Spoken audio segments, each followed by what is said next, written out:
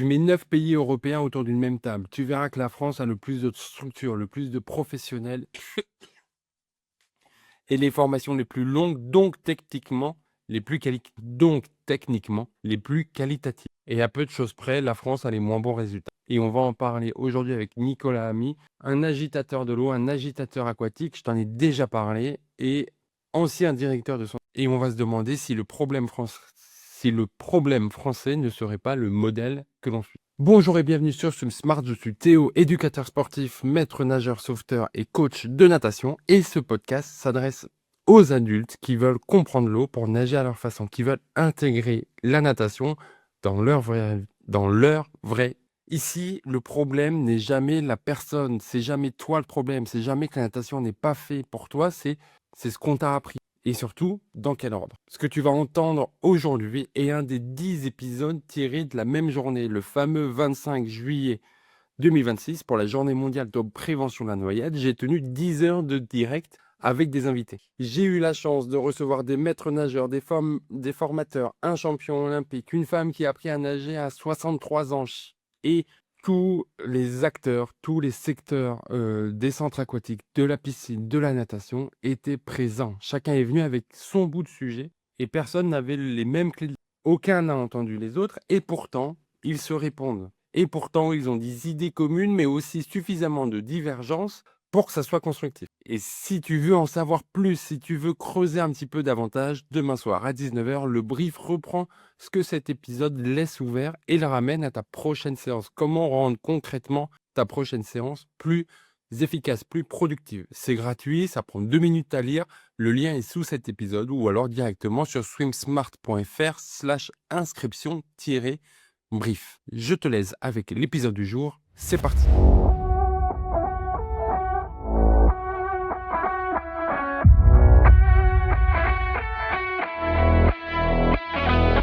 Bonsoir Nicolas, bonjour Nicolas, comment vas-tu? Bonjour, je préfère. Ça va top. Je ferme la boucle, c'est ça? Voilà, c'est ça, c'est toi qui clôture, voilà, t'es la voiture balai, tu ramasses tout. Ouais. Et avant de commencer, quand même, hein. il y a eu du lourd, il y a eu du très lourd, très trop content. Ça y est, aujourd'hui j'ai coché la case Alain Bernard sur mon podcast, donc trop content, trop fier. Et je te félicite parce que c'était ma petite angoisse. Je te cache pas. J'avais peur que tu viennes avec tes fameuses doudounes sans manches et je suis très content que tu sois en t-shirt et que tu n'es pas. Elle ne me quitte jamais, à moins d'un mètre, elle est là. Tu vois, je la mets pas parce que ça se fait pas. Tu es capable de couper et je veux pas que tu coupes la fin comme ça. Je veux pas détruire l'ambiance. Moi, je comprends pas. Les doudounes sans manches, je vois pas l'intérêt. Mais on en reparle. Personne ne comprend. Mais moi, je me comprends. C'est le plus important. Voilà, c'est le plus important. Et justement, aide-nous à comprendre qui est le petit Nicolas Ami. Qui est Nicolas? J'ai combien de temps? Là, moi, je commence à avoir envie de faire pipi. Donc, si on peut tenir l'horaire, tu veux y aller? ça m'arrange. Vas-y. Vas-y. Non. Tu veux vraiment que je parle? Bon, allez. Nicolas, c'est un produit de l'eau. C'est un produit de l'eau depuis tout jeune. C'est 5 ans et demi chez le médecin. Je ne sais pas si tu m'entends encore, hein, parce que je ne te vois plus à l'écran, mais certainement que si. Non, il a quitté, je crois. Je me retrouve tout seul. Non, mais c'est que je te mets en. Ah oui, d'accord. Ça m'a donc, perturbé. Je me suis dit, ça y est, je commence à entendre les voix que j'ai la nuit de moi-même. Je disais Nicolas, c'est 5 ans et demi, problème de dos. On arrive chez le médecin et puis le médecin qui dit que Nicolas a un dos tordu comme l'esprit d'un politicien. C'est des mots vrais, hein, c'est une réalité, hein, c'est une histoire vraie. On me fout dans l'eau, 11 ans de nage, 11 ans de compète. Enfin un peu moins de compète, et puis après enchaînement, Bézanne, maître nage. Après une brève carrière dans tout ce qui est professeur à des écoles, j'ai bifurqué assez vite dans la jeunesse et sport. Bézanne, maître nage, chef de bassin très vite parce que appétence pour le management et surtout compétence pour gérer parfois les équipes un petit peu titilleuse, un petit peu compliqué. Et ma stimulation, ma proactivité, mon énergie permet de fédérer un petit peu autour de moi, qui fait le lien avec l'intelligence collective, parce que pour moi, le management, c'est horizontal. C'est pas vertical. Ça m'intéresse pas le vertical. C'est chacun a sa voix, chacun a son idée, chacun a son envie, et surtout chacun a sa sensibilité. Donc ça rejoint un petit peu tous les messages que tu portes, hein, mais en dehors de ça, après j'ai basculé à la direction. Voilà, j'ai fait un petit passage à la responsabilité des sports, et après je suis revenu pour finir ça. Et maintenant, je suis rentré dans tout ce qui est un petit peu entrepreneuriat. Tu vois, Sandrinette Popiette, elle est réactive, hein, c'est sérieux. Hein. Là, c'est du très très C'est ouf, hein. sérieux. Bon, ça va, c'est cool, c'est la passion qui parle. Et puis après, donc entrepreneuriat indépendant, je m'occupe de moderniser un peu les espaces aquatiques. Je visite beaucoup d'espaces, je crée un collectif. On en reparlera peut-être après. J'ai créé une communauté aussi. Je suis aussi coordinateur de formation BPGEP Sahel. Donc ça, c'est aussi des éléments qui sont très forts et qui m'accrochent, tu vois, au métier de maître-nage, parce que c'est tout part de là, hein, tout part du métier de maître-nage me concernant, même si j'ai dévié un peu après. Et puis, si je peux influencer à ma patte les entreprises, des établissements aquatiques sur des visions beaucoup plus saines, bienveillantes et surtout proactives, le moins d'intermédiaires, le plus d'action. Fais, ne dis pas, fais, et puis on verra, quoi. Tu vois, si tu fais pas, tu risques pas de faire quelque chose, hein, d'avoir du résultat. Donc, tu fais, et puis après, on verra, et après, on essaye. Voilà. Bon, c'est très court, hein. Il y a beaucoup de choses, beaucoup d'embûches dans tout ça. Hein. Il y a beaucoup de chutes aussi, hein, pour remonter, etc. Donc, c'est vraiment, tu vois, c'est ma glycémie. Tu vois. Ça monte, ça descend, ça monte, ça descend, tu vois. Donc, et puis après, même au regard du parcours, tu as envie de partager ton savoir, tu as envie de partager tout ce que tu vois, le fait d'avoir fait plein de structures publiques, parce que j'étais vraiment très territorial, très collectivité. Derrière, ça te met beaucoup de repères. Il y a beaucoup de gens qui restent 15, 20 ans, 25 ans dans des structures. C'est pas possible. Tu peux pas avoir une expérience fiable sur la tendance. Il faut pouvoir diversifier ses activités. Il faut apprendre d'autres choses, en fait. Tu vois? En tout cas, moi, c'est ça, hein. C'est l'apprentissage. Hein. C'est comme ça que je suis arrivé là. Hein. C'est la curiosité, l'envie, tout le temps, tout le temps, tout le temps, se remettre en question. Quoi. Voilà. Moi, j'arrête là. Voilà. J'arrête là. Non, bah, Je t'entends plus. surtout. C'est comme Cindy. Je t'entends plus. Mais vous avez quoi à pas m'entendre, Sandrine? Dis-lui que tu m'entends. C'est parce dommage. que, Je sais que tu l'as fait exprès. mais vous m'entendez ou pas? Tu veux que je me reconnecte? Mais c'est toi qui. Est-ce que dans le chat, dites-le si Je vous t'entends pas du m'entendez. tout. m'entendez Je suis pas. bloqué. Je suis aphoné. Alors, à défaut d'être vieux, maintenant, je suis sourd. Là, c'est mieux. Et voilà, Sandrine, c'est la voix de la sagesse. Elle m'entend. Ouais, mais j'entends pas. Je pense que c'est le même diagnostic. Alors, promis, je regarderai tout le replay aussi. Pas besoin de me le demander. Mais du coup, si jamais Attends, je suis pas assez fort en lèvres. Je vais essayer tout seul. Tu me dis si tu Non, à un non moment tu m'entends. Je te propose de partir et de revenir. Alors, je vais le virer et puis on va espérer qu'ils comprennent qu'ils doivent revenir. Voilà. Donc là, il a été expulsé du live et on va espérer qu'ils comprennent qu'ils doivent revenir. Sinon, ça sera fini pour aujourd'hui. Mais au final, il a dit en 6 minutes ce que moi j'ai mis 9 heures à dire ou à illustrer, c'est de se dire soyons curieux. Est-ce que là tu m'entends ou pas? Voilà, parfait. Donc je disais que tu avais dit en 2 minutes ce que moi j'avais mis 9 heures à illustrer. Soyons curieux, soyons plusieurs, tourner vers les autres, et c'est ça qui va faire qu'on va progresser. Et notamment une partie, on s'est tous mis d'accord, c'est sur le côté prévention, action en amont. Pas forcément parler de noyade ou de baignade au moment où on est dans l'eau, mais plus en amont. Qu'est-ce que tu penses de ça, toi? De parler de noyade avant? De sensibiliser sur la noyade? De sensibiliser à l'eau, familiariser à l'eau avant d'être dans l'eau.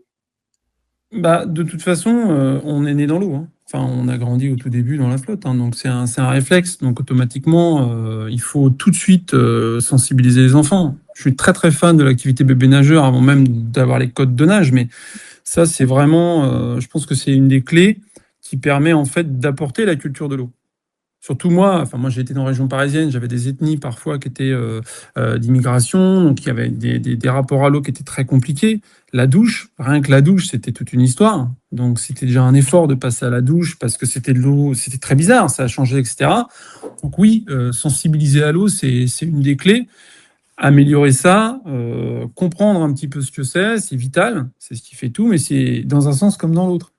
C'est bon dans un des tuyaux, mais c'est très mauvais dans l'autre tuyau. Tu vois. Donc, comprendre ça, c'est beaucoup de travail pour les jeunes et pour les enfants, et surtout pour les accompagnants. Parce que tu amènes des bébés, des petits à l'eau, tu t'imagines, tu as 3 secondes d'inattention, ça vrille. Ça vrille tout de suite, quoi. Et puis tu as peur, et puis tu te stresses, et puis quand on voit le sentiment ultra protecteur des parents aujourd'hui, j'en fais partie, attention, hein, je ne juge pas, hein, c'est un constat, bah, en fait, tu fais plus rien, quoi. Alors qu'au final, sensibiliser, c'est les aider encore plus. Les armer dès qu'ils vont arriver à l'école, dès qu'ils vont arriver à la piscine, ou même en colonie, ou tout ça, quoi.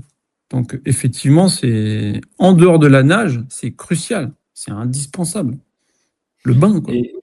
Et justement, la journée mondiale de prévention à la noyade, elle n'est pas très vieille. Je crois qu'elle date de 2015-2016. Toi, tu la vis comment? Tu as été directeur, mais avant, si je compte bien. Ouais. Comment toi, Ouais, tu ouais. vis cette journée à l'heure actuelle? Je l'ai vécu sur mes derniers postes de responsable, de manager, et je l'ai vécu avant. Pour moi, la prévention, c'est pas un jour, quoi. Tu vois, c'est pas un jour. Donc c'est le côté événementiel. Je suis content que ce soit qu'il y ait vraiment un regroupement de ce côté-là, etc. Mais c'est pas un jour à l'année sur la journée mondiale. C'est pas une action de fond. Tu vois, c'est pas une action où tu vas travailler le fond. Le fond, il est local. Il est dans les piscines. Il est dans les écoles. Il est dans les textes officiels. Et c'est là où il faut agir beaucoup plus. C'est mon ressenti. Alors il y a des trucs qui se font dans les piscines, hein, j'en visite beaucoup, donc il y a des très très belles choses. Mais je ne peux pas réduire, moi. Je réduis pas. Donc, je peux C'est un pas peu me comme la dire. Saint-Valentin. Ouais, c'est ça. C'est la Ouais, sauf que Saint-Valentin.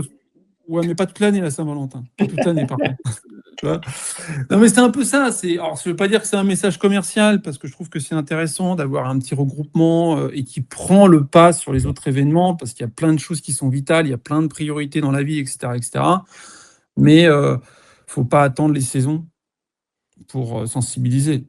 Tu sensibilises tous les jours, toutes les semaines. Ce que font les collègues, hein, les confrères. C'est quand ils arrivent au bassin, cours pas. Tu vois, si jamais tu es à côté d'un bateau, tu tombes, qu'est-ce que tu fais, tu vois. Donc c'est toute cette prévention qui doit être continue, qui doit être développée et qui doit être pas évolutive, mais surtout propre à l'usage du territoire. Tu vois. Si tu es Ouais. sur une piscine à côté d'un littoral, c'est sûr que il faut les emmener au littoral, quoi. Il faut les sensibiliser à ça. Si tu es dans une piscine où tu n'as qu'une piscine, le point d'eau, tu sais qu'ils vont pas aller dans un lac puisqu'il n'y a pas de lac. Tu vois. Donc c'est vraiment propre au territoire. Ce qui est dur à évaluer, je pense, aujourd'hui. Très dur. Tu as dit que tu étais pour le management horizontal plutôt que Ouais, vertical. C'est pour ça que ouais, tu n'as pas beaucoup grandi. Ça, ouais, je mets des pistes. Euh, ouais, ouais. on sait que l'avenir, c'est peut-être un grand mot, mais le futur de la sécurité aquatique, le futur de la natation, du plaisir dans l'eau passe par être plusieurs à réfléchir, à travailler, à améliorer. C'est quoi, toi, qui est un peu un spécialiste de ça, les astuces pour qu'on soit plusieurs à tirer dans le même sens?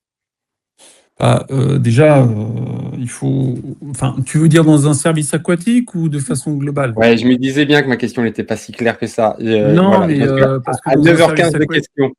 Mais non, Ouais, dans tout. Alors, forcément, nous, on va s'intéresser un peu plus dans une piscine ou en lien avec les différents élus, parce que hum, c'est notre hum, domaine. Mais je pense que les conseils qu'on peut donner ou qu'on peut émettre pour réfléchir à plusieurs pour le bien-être de la natation au sens large, ça peut aussi hum, être réfléchir à plusieurs au bien-être de ta famille, au bien-être de tout, quoi. hum. Je pense qu'il y a une différence à faire entre le milieu professionnel et le milieu privé, même si on aimerait tout lier, hein, parce qu'on est père et on est aussi professionnel, d'accord? Mais dans le milieu professionnel, notamment dans ce que j'ai vécu un petit peu sur toutes les strates, c'est extrêmement dur, d'accord? C'est extrêmement dur de regrouper. Ça demande un effort déjà chronophage de regrouper les gens, et puis après, ça demande un effort d'écoute, mais global. C'est-à-dire que c'est pas qu'une écoute, c'est l'élu qui doit écouter. Non, l'élu doit écouter, tu vois, quelle que soit la personne, quelle que soit la strate. Après, dans les collectivités, c'est très pyramidal et c'est très descendant, parce que c'est le système qui est comme ça. Je pense que il faut qu'il y ait vraiment une volonté d'écoute qui soit sur toutes les strates, c'est-à-dire ça va de l'agent d'entretien, le maître-nage, la technique, le manager, le BNSSA, enfin le futur SA, hein, les nouveaux trucs. On change tous les mots, le directeur des sports, les élus au sport, le DGA, limite le DGS. En fait, c'est vraiment un échange qui va être sur de l'horizontal. Une table ronde, c'est horizontal, enfin c'est rond. Mais quand on le voit vraiment de face, tu vois, c'est plat. T'es pas en mode tu montes les escaliers pour passer de bureau en bureau pour donner ton information. Non, non, c'est l'information en direct, qu'est-ce que soit la strate, et la responsabilité. Et le devoir d'écoute, le droit d'écoute, c'est un fait, mais surtout le devoir d'écouter les autres, c'est la clé. Aujourd'hui, tu es dans une société, moi, j'ai plus honte de dire quoi que ce soit, tu vois, tu es dans une société, si je suis pas d'accord avec toi, tu es contre moi. Ça n'a aucun sens. C'est ce que je veux dire. Ça n'a aucun sens. Tu peux pas réduire ça à ça. Tu prends les qualités des gens, tu te focuses sur les qualités des gens, tu vois si ces qualités-là, elles convergent, et dès que tu as un point de convergence, tu poses tes fesses autour d'une table et puis tu discutes. Alors que tu vois, même dans la politique, parce que dans la politisation de tout ça, souvent, dès qu'ils sont sur un parti, à droite, à gauche, rien que le fait d'être dans des partis différents, tu le vois toi dans ton activité d'élu, bah, en fait, ils passent leur temps à ah bah non, il n'est pas de chez moi, alors je suis pas d'accord. Bah non, c'est pas ça le but en fait. C'est trouver les problèmes, identifier le problème, voir tes idées. Dès que tu as une idée qui converge, tu t'entoures des gens parce qu'ils te rapprochent et pas parce qu'ils te ce qui ne rejoint pas quoi. Et donc c'est très dur, c'est très dur. Les astuces, c'est la bonne connaissance de son propre ego, tu vois. Donc à partir du moment où ton ego, tu l'utilises d'une manière très proactive et très sensible, là il y a du résultat. Et les gens, ils acceptent. Je l'ai vu, attention, hein, je ne suis pas en train de casser tout le monde là. Je suis en train de dire que je l'ai vu, je l'ai fait, je l'ai provoqué, ça s'est très très bien passé, mais c'est énormément de travail. C'est énormément de travail. Moral, émotionnel, de temps, et puis de médiation. Tu vois, c'est énorme, c'est énorme. Alors quand tu y arrives, tu es content. Et malgré tout, j'avais initié ça sur une autre structure, ça n'a pas fonctionné du tout. Trop d'ego dans tous les sens. Donc écartement, donc ça a encore plus clivé. Et là, tu peux pas. Tu peux pas faire. Oui, c'est sûr qu'il faut que tout le monde soit prêt à accepter de tirer dans le même sens et donc du coup de faire des concessions parce que tout le monde ne peut pas avoir raison et tout le monde n'a pas raison en même temps. Et être prêt à ça et ça se force pas. C'est comme si tu veux aider quelqu'un, il faut qu'il soit prêt à être aidé, sinon tu pourras pas l'aider quoi. Ah, tu peux rien faire, tu peux pas forcer. Donc c'est encore une fois une histoire d'humain. C'est la nature humaine qui est comme ça. Donc si la personne est OK, bah on avance. Si la personne, il y en a un qui veut avancer sur les deux, ça avancera pas. Enfin, si il y en a un qui va avancer, quoi. Sauf qu'à un moment donné, si ça bloque, quoi. T'es tout seul. Tu vois. Et justement, il y a Sandrine qui inonde avec grand plaisir C'est une le machine. chat de commentaires et c'est fait pour ça et ça rend la chose plus vivante et plus utile pour vous aussi. Qui dit qu'elle a eu la chance d'être, je suppose que c'est agent territorial avant d'être maire. C'est la fin de journée aussi pour Sandrine, on va pas lui en vouloir. Mais effectivement, cette multiplicité, alors toutes ces angles de vue, toutes ces casquettes qu'on a, ça enrichit, ça nourrit et ça permet d'être plus à même de comprendre les tenants et les aboutissants qu'on n'a pas forcément quand on n'a qu'une seule casquette, qu'une seule expérience. Oui, oui. C'était une question là.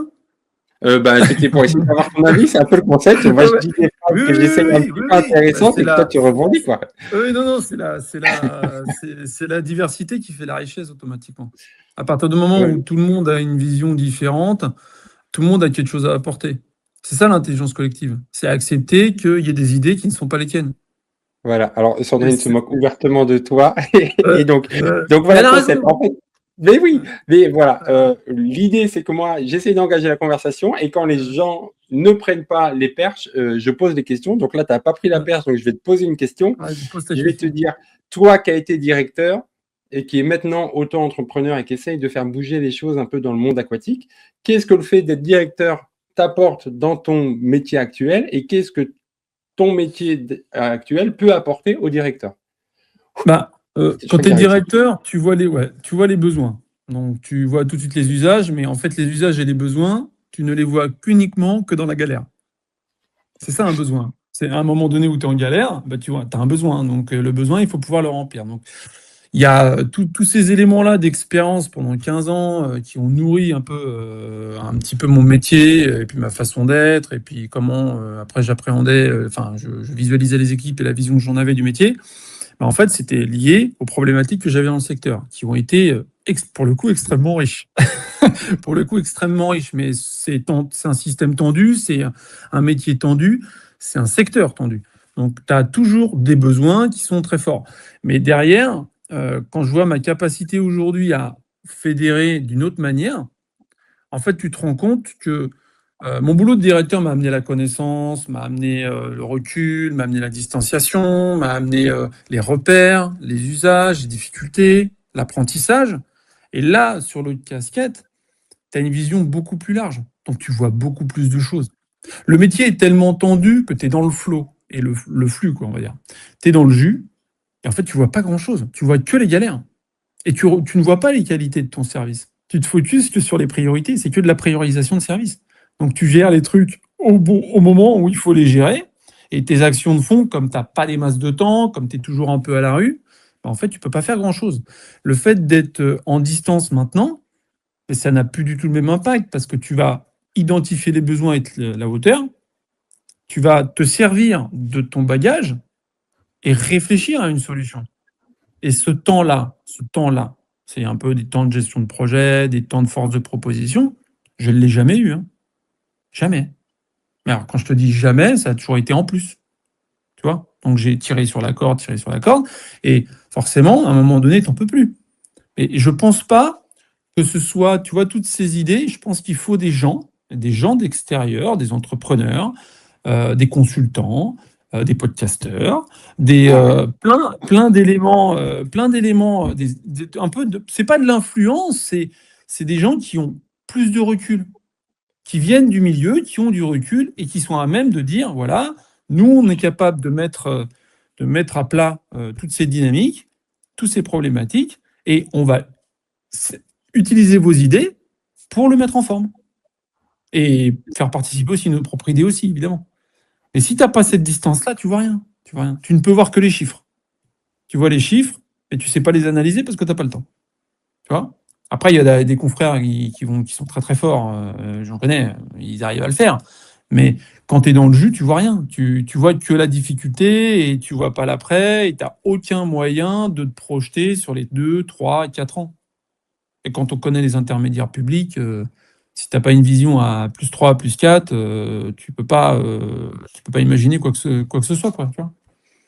Donc, Et, vas-y, vas-y. justement, tu disais que fallait prendre le temps, justement, de définir les. Alors, problème, c'est peut-être un peu fort, mais les freins, les écueils qu'il y a, nous, dans notre sujet sur l'accessibilité à la nage, à la natation, aux piscines pour lutter contre les noyades.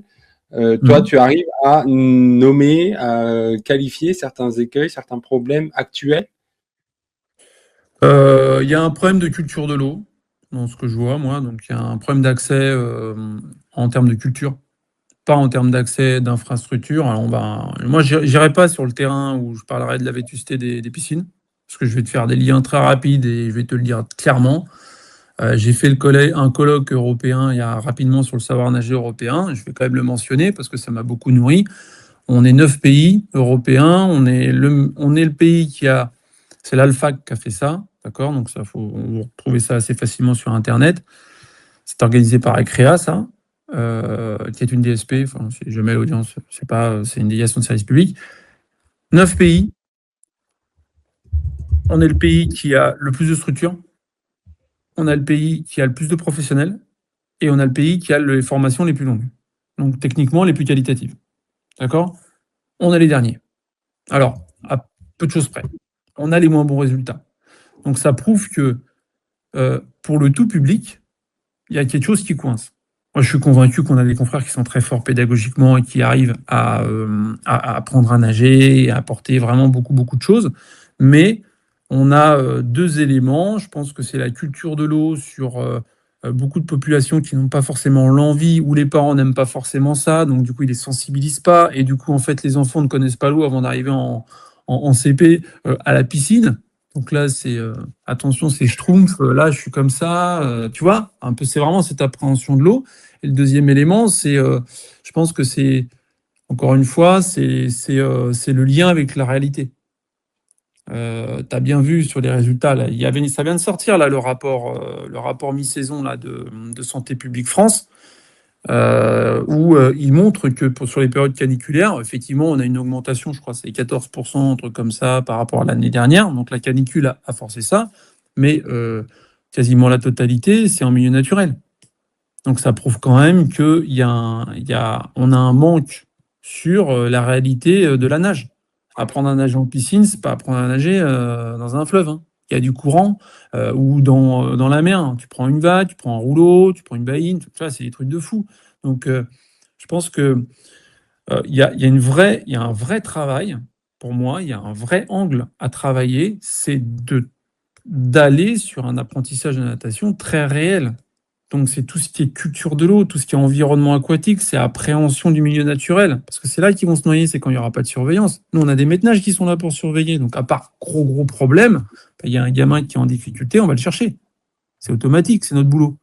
Mais sur les plans d'eau où ils y vont tout seuls, sur les fleuves où ils y vont tout seuls, en fait, ils peuvent se noyer très facilement. Et d'ailleurs, beaucoup d'ados se sont noyés et qui sont morts. Beaucoup de décès d'ados.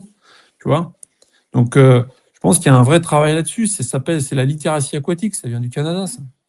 Tu vois? Mais justement, il y a beaucoup de triathlètes qui écoutent Swim Smart parce que bon, c'est une notoriété publique que les triathlètes sont pas forcément les meilleurs nageurs. Hein. Donc, ils viennent écouter ils ont raison de le faire. Et c'est un peu comme si tu voulais faire l'Ironman d'Hawaï, mais que tu t'entraînais qu'en piscine, quoi. Il y a un moment, Ouais, c'est ça. c'est pas les mêmes conditions, c'est pas les mêmes forces, c'est pas les mêmes courants, et que forcément, t'en as qui vont y arriver, mais t'en as plein plus qui vont soit se dire bah j'y vais pas du tout, soit y aller et puis être en danger. Ah, mais je vais te donner un exemple très précis. Le mien. D'accord? J'ai pas pu me mettre au triathlon parce que c'était en lac. Tu vois? Nageur de piscine. Moi, il faut que je vois le fond. Tu sais pas. Tu peux avoir des requins en lac. On sait pas. Tu comprends? Il peut y avoir des mégalodons. On sait pas. On voit pas. On voit pas les pieds. Tu vois? Donc, appréhension. J'ai jamais vu le fond de ma vie. Tu vois? C'est comme tu vas me mettre sur une montagne, un espace. Tu pourras avoir peur d'être sur une montagne. Moi, tu me mets dans la mer. Mais là, ça y est, c'est fini. C'est la fin. Pour moi, ça y est, c'est bon. J'ai compris. Vous voulez me faire sortir du tableau. Il n'y a pas de problème. J'acquiesce. Adieu. Cette appréhension d'étouffement, de stress. En fait, il y en a énormément des gamins qui sont comme ça. J'en fais partie. Alors, et puis toujours, hein, ça n'a pas changé. Hein. Donc, je pense qu'il y a un vrai... et je comprends le truc des Ironman parce qu'il y a beaucoup d'enfants qui vont se retrouver en piscine, tout va aller. Je prends les miens, hein. Pareil, mes fils. Hein.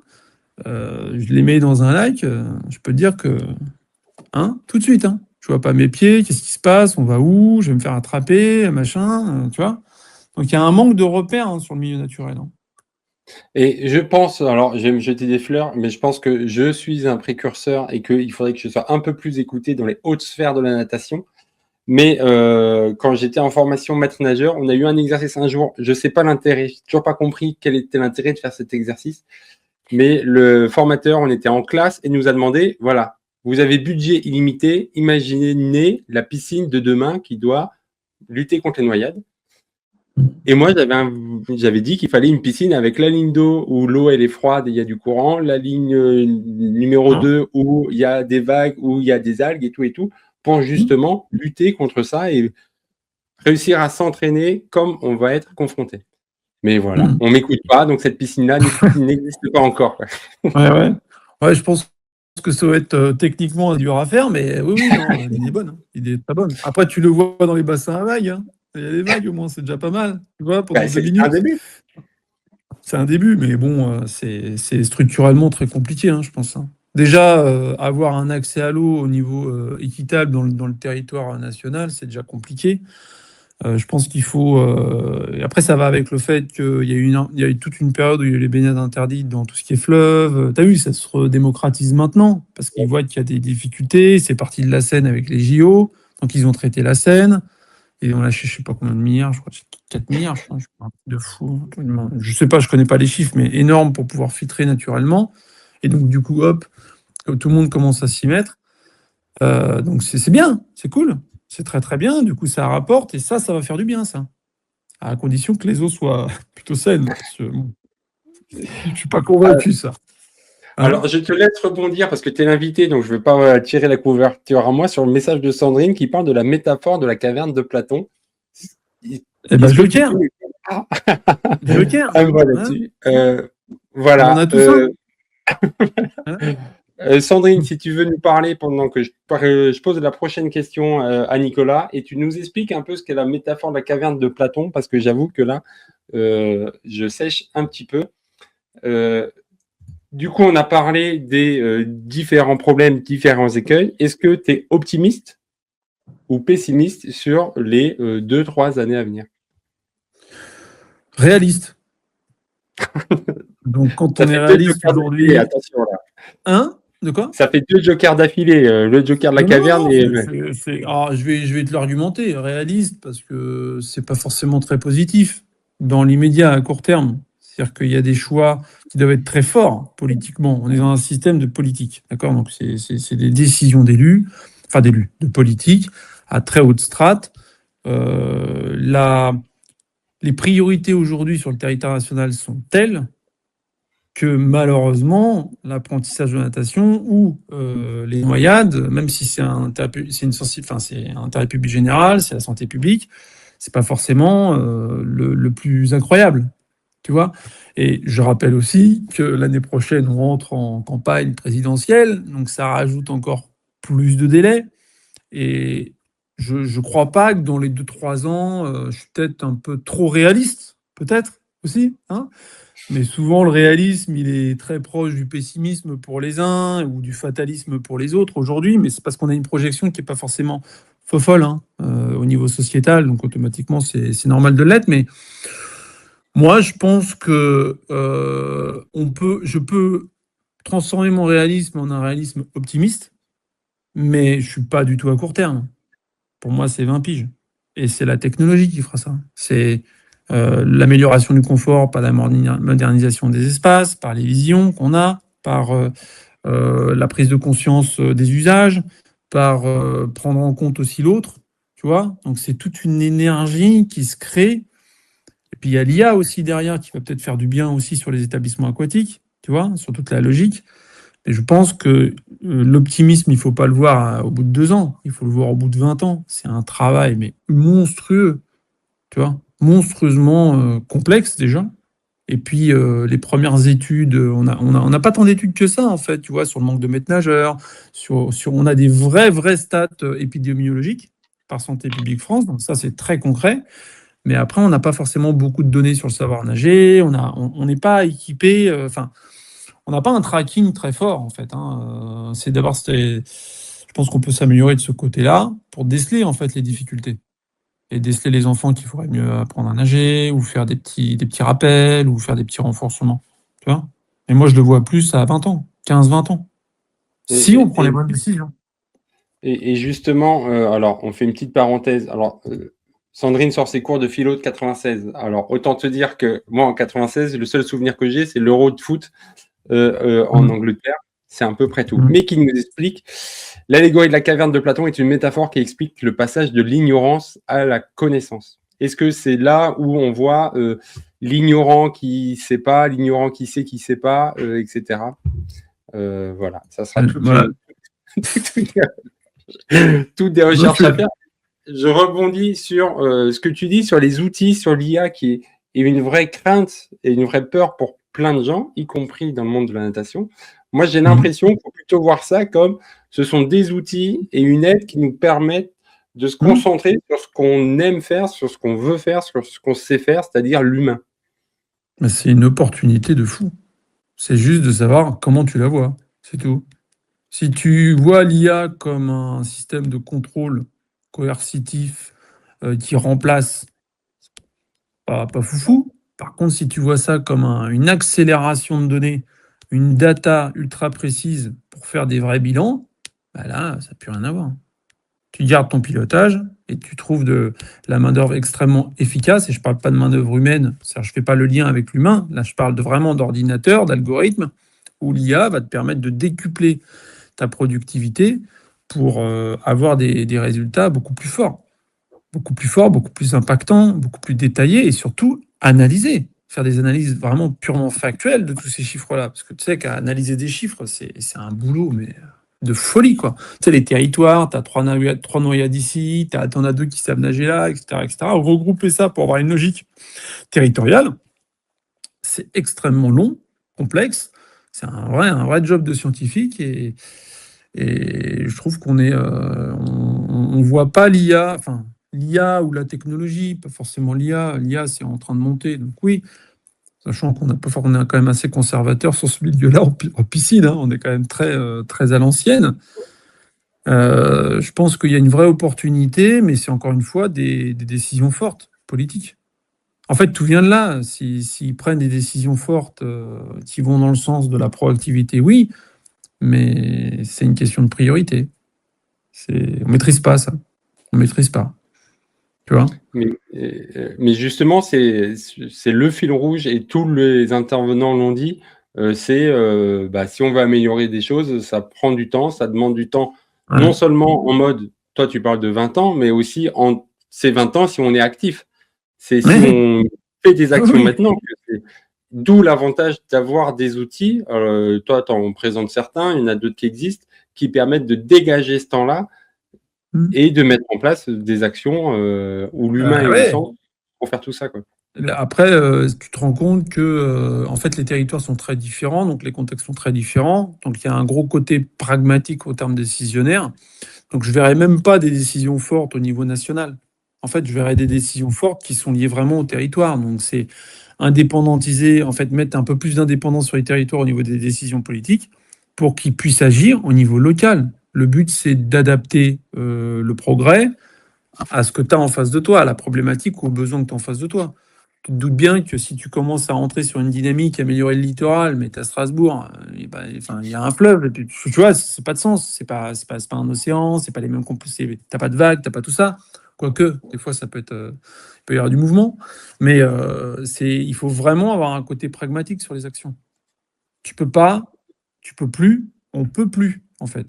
On peut plus sortir des visions qui sont sur un cadre d'équité institutionnelle sans prendre en compte le contexte de terrain. Ça n'a aucun sens pour moi. C'est pas acceptable. Donc ça fait des dizaines et des dizaines d'années qu'on le fait. Alors c'est très bien, ça met un cadre. Ça permet de mettre aussi un cadre réglementaire pour pas que ça vrille. Mais ça vrille déjà. Par contre, dans les territoires, il faut laisser, il faut être vraiment plus... faut laisser les politiques à leurs responsabilités et tenter des choses. Et il y en a qui font, hein. Il y en a qui tentent des trucs. Hein. Alors, je vais savourer la prochaine phrase que je vais dire. Comme Alain Bernard l'a expliqué quand il est venu sur SwimSmart, aujourd'hui, il n'y a plus de projet piscine tous pareils. Mais chaque piscine construite, elle est adaptée au territoire. Il y a, par exemple, il y a Sandrine qui est dans le live, qui est maire d'un petit village et qui utilise le camion piscine pour pouvoir donner accès à l'eau. Enfin voilà, chaque territoire va avoir ses problématiques, du coup ses solutions. Et si on cherche une solution uniforme pour tout le monde, on va droit dans le mur, je pense. Ouais, c'est des petits foyers, en fait. Tu as des petits foyers territoriaux qui vont réfléchir, des groupes de réflexion, des groupes de travail, et surtout un gros travail d'analyse de territoire. C'est là où il faut que la data soit très performante. C'est sur un territoire donné, je ne sais pas, sur un département, voire une région. Moi, je dirais plutôt département, parce que dès qu'on sort du département, on n'a plus les mêmes besoins, c'est plus la même économie, etc., etc. Si tu prends, je sais pas, tu prends PACA, enfin, t'as les départements qui sont proches des Alpes, et puis tu as les départements qui sont proches de la Méditerranée. Donc, tu vois, c'est pas du tout les mêmes besoins. Et je pense qu'il faut insister là-dessus et surtout avoir une analyse ultra poussée au niveau territorial. C'est hyper important, Ouais. départemental. Et si tu fais pas ça, tu sais jamais ce que tu feras. Si tu vas faire un super centre, nickel, il est beau, hein. Ouais, il est beau, hein. Il est beau. Et franchement, il est beau. T'as vu, on a mis ça là, ça là, ça là, ça là. Ça m'épuise, ça Et m'épuise. Je suis généralement, désolé. ceux qui présentent ce genre d'établissement, tu remarqueras qu'ils sont en chemise blanche et doudoune sans manche bleu marine. Alors, doudoune sans manche, j'en suis pas Ah oui. convaincu. Chemise blanche, j'en suis particulièrement convaincu. Mais après, on va pas jeter la pierre. Je pense que c'est déjà bien d'avoir un centre et de ne pas en avoir. C'est déjà bien d'avoir embrayé le côté je rénove mon établissement. C'est déjà génial d'avoir cette idée-là. Mais le problème, c'est qu'il y a pas mal de centres qui rénovent ou qui se construisent. Ils se tirent une balle dans le pied avant même de sortir leur centre. Parce qu'en fait, le diagnostic, et c'est pas mon boulot, moi, c'est le boulot d'un programmiste ou je sais pas, ou n'importe quoi, ou d'une étude, bah, en fait, il n'est pas du tout adapté au territoire. Donc c'est très beau, mais dans 10 ans, techniquement, c'est certainement obsolète. Dans 10 ans, ça va peut-être pas prendre en compte les besoins climatiques. Dans 10 ans, au niveau de la fréquentation qui est montante, on a une FMI qui est plus adaptée à la fréquentation actuelle. Tu vois, en fait, c'est tout ça, c'est toutes ces idées-là un peu visionnaires dans ton territoire qu'il faut prendre en compte. Quand on sait que la plupart des établissements, ils deviennent vétustes au bout de 10 ans, 15 ans, les technologies, elles évoluent tellement vite au niveau du bassin, au niveau du BTP, au niveau de la GTC, au niveau de tout, quoi. Tu vois, traitement des eaux aussi. Tu vois. Donc, c'est compliqué, hein. Ça ne veut pas dire que c'est facile, hein. C'est facile de dire. Et, Mais, et j'ai affiché un des commentaires de Sandrine, déjà parce qu'il y a le choix, il y a vu le nombre qu'elle envoie et c'est trop bien. mm, Mais je trouve qu'il résume bien parce que ça part d'avoir une vision et c'est là où il y a besoin de l'État. L'État doit mettre cette vision, doit mettre ouais, cet objectif et du coup ses priorités parce qu'on sait très bien que l'idée c'est pas qu'elles disent que c'est la priorité, c'est que si c'est la priorité, du coup il va y avoir des budgets et du coup on va pouvoir faire des mm, choses. C'est ça le concept. Mais il faut mm, aussi analyser, diagnostiquer et anticiper parce que si on fait pas cette étape dont tu parlais tout à l'heure de s'asseoir et de réfléchir, ben on va droit dans le mur. Et surtout, ouais, être basé sur un retour d'expérience, être basé sur les utilisateurs, sur les nageurs, sur les mm. maires, sur les élus locaux pour savoir ce qui est adapté à leur C'est- population, à eux. Et c'est ce qui fait sortir en ce moment l'expérience utilisateur. Il fallait que je le sorte parce que c'est une des Vas-y, clés. C'est un, c'est une des vas-y, clés. sors-le. C'est être au plus proche des besoins des usagers ou des clients, parce que pour moi, c'est des clients, d'accord? Donc ça vient de l'approche commerciale, hein, l'expérience utilisateur, hein, il ne faut pas se cacher, ça vient des entreprises. Si tu prends en compte ça, tu réponds à leurs besoins. Mais comment tu veux connaître un besoin si tu leur demandes pas? Tu vois? Donc ça fait, c'est lié à la satisfaction, c'est lié à l'expérience, c'est lié à une médiation, une communication, et cetera, et cetera.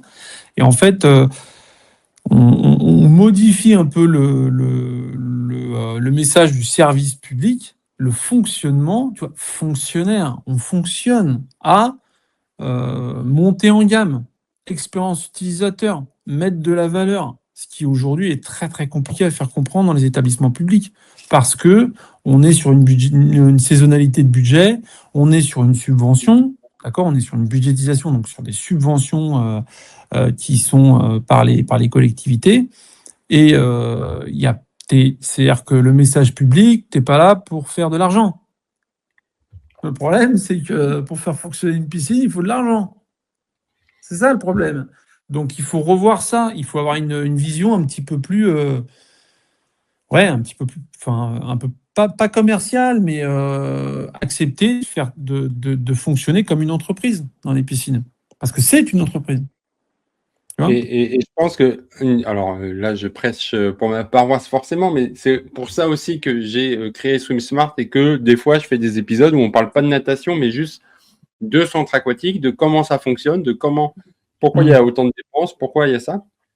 Parce que je pense que accepter qu'on fonctionne comme une entreprise, ça passe aussi par comprendre le fonctionnement d'un centre aquatique et comprendre Tout à les fait. particularités, parce que forcément, ça peut pas être que penser à accueillir tout le monde gratuitement, parce qu'il y a des produits, parce qu'il y a des gens, parce qu'il y a de Ouais. l'entretien, il y a tout ça, quoi. Alors, quels sont les tarifs sociaux? Moi, je suis pour. Je suis pour aider. D'accord? Donc, je suis pour. C'est trop important, l'eau, il faut la rendre accessible. Donc, ça fait partie aussi des outils de faire des tarifs qui sont aménagés ou qui sont subventionnés, etc., etc. Mais, tu vois, c'est pareil, j'ai vu, avec la canicule, tu vois des choses assez originales dans l'actualité. Donc, j'ai vu des piscines gratuites. Là, je suis assez mitigé sur la piscine gratuite parce que comme les piscines et les centres aquatiques n'étaient pas équipés de files d'attente indoor, bah, tout le monde attendait dehors. Alors, la file d'attente, quand tu es à plus de 45 degrés à attendre 2 heures, bah, tu fais un malaise. Il y a eu des malaises, tu vois. Alors, je ne vais pas nommer la piscine parce que je pense qu'il y en a plein et puis c'était pas mal, c'était pour aider les gens à venir dans l'eau. Mais là, pour le coup, c'est une entrée, c'est une recette, donc c'est une entreprise. Et il faut valoriser, mettre de la valeur pour apporter un service qui soit cohérent et à l'écoute des gens. C'est ça qu'ils attendent. Tu vois, on sort du fidèle et on prend des clients. Parce que c'est que des clients, ils payent tous en entrée. Donc c'est des clients. C'est pas qu'il faut arrêter avec les usagers, c'est l'usager, c'était malheureusement, je vais le dire, ça va choquer, c'était d'un autre temps. C'est Oui, et d'un puis autre temps. t'as encore ce côté client qui est très dévalorisé, qui est très péjoratif, alors que pas du tout. C'est juste, Non, c'est un statut différent. il, C'est une il prestation échange de différente. l'argent contre une prestation. Donc, ça reste un client pour ça. Et évidemment Ouais, qu'on est dans le dialogue de gestion. Et c'est sûr que ouais. c'est intéressant. Et par exemple, moi, je suis à la communauté de communes, je suis dans la délégation, dans la commission qui gère la DSP. Et c'est passionnant, j'apprends plein de choses et c'est des Hein. choses dont je ne doutais pas, alors que moi-même, j'étais dans la partie entre guillemets adverse, dans le camp opposé, quoi. Ouais. Là, tu te rends compte de la complexité de tout ça. Ouais. Au niveau des partenaires, des intermédiaires, la chaîne de communication qui va jusqu'au point de décision, tu te rends compte qu'on est sur des délais administratifs lunaires. Là, on a changé de système solaire. Là. On est parti.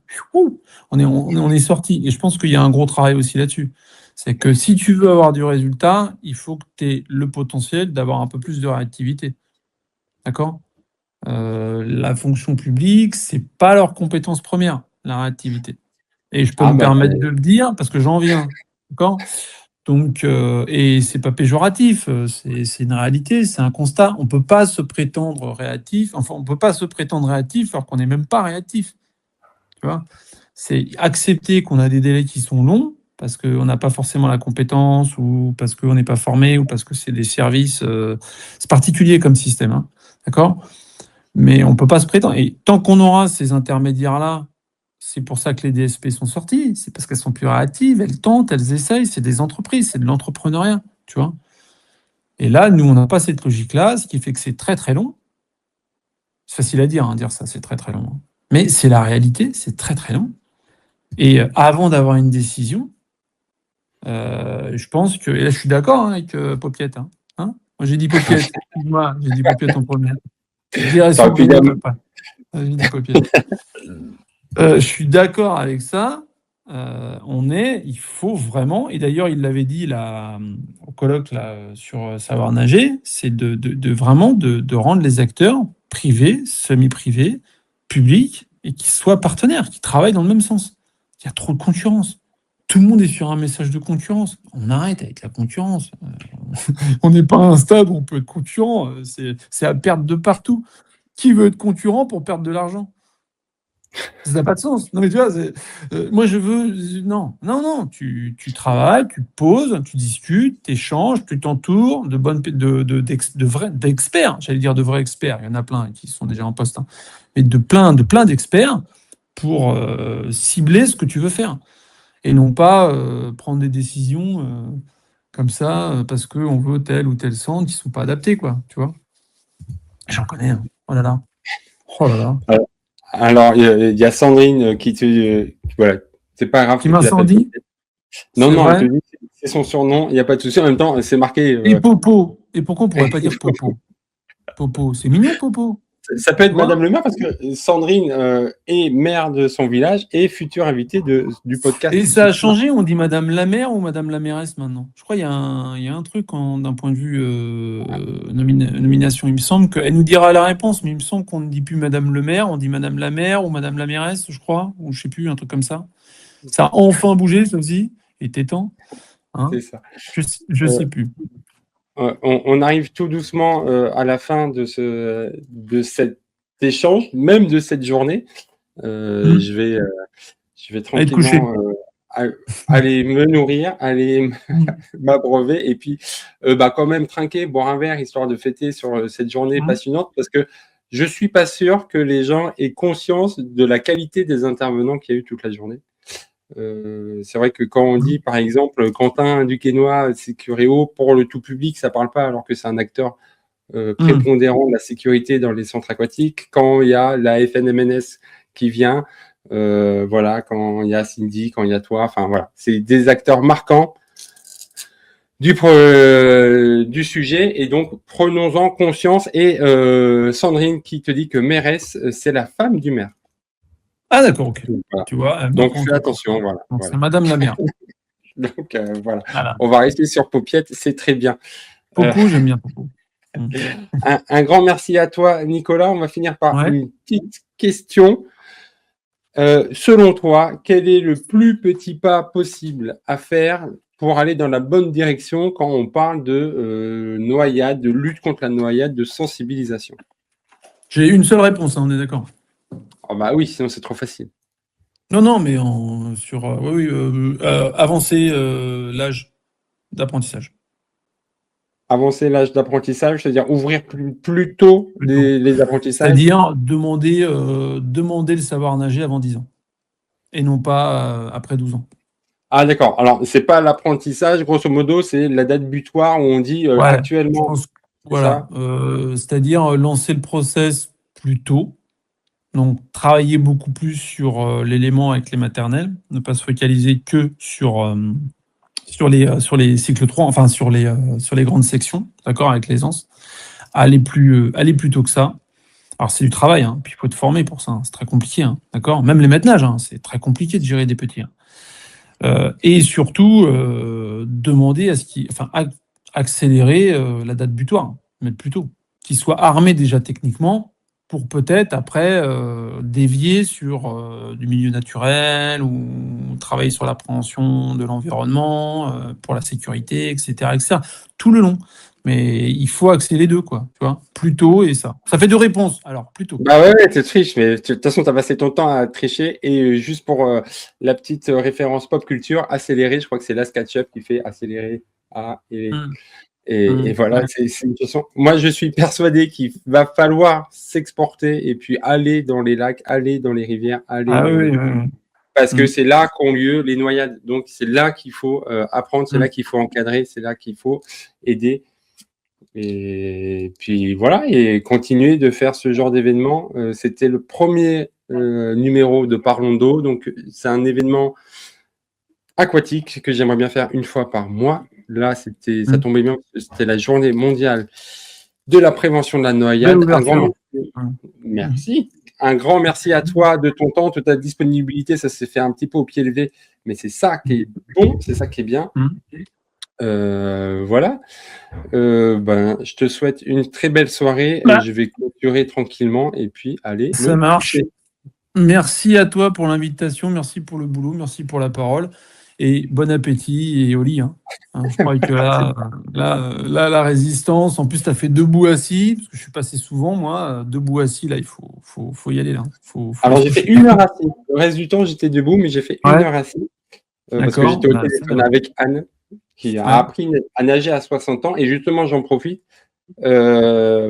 Chaque interview, notamment le tien, Nicolas, sera un épisode de podcast cet été. Donc voilà, je vais les couper, je vais les monter un petit peu pour faire des épisodes pour tous ceux qui n'ont pas pu assister à ça et puis pour garder des traces. Donc je pense que c'est important et donc voilà. Merci super, merci beaucoup. Je ne montrerai pas la doudoune. Je reste là-dessus, d'accord, pour finir. Comme ça clôture très très bien l'idée et à très vite. Voilà. À très vite, Nicolas. Salut.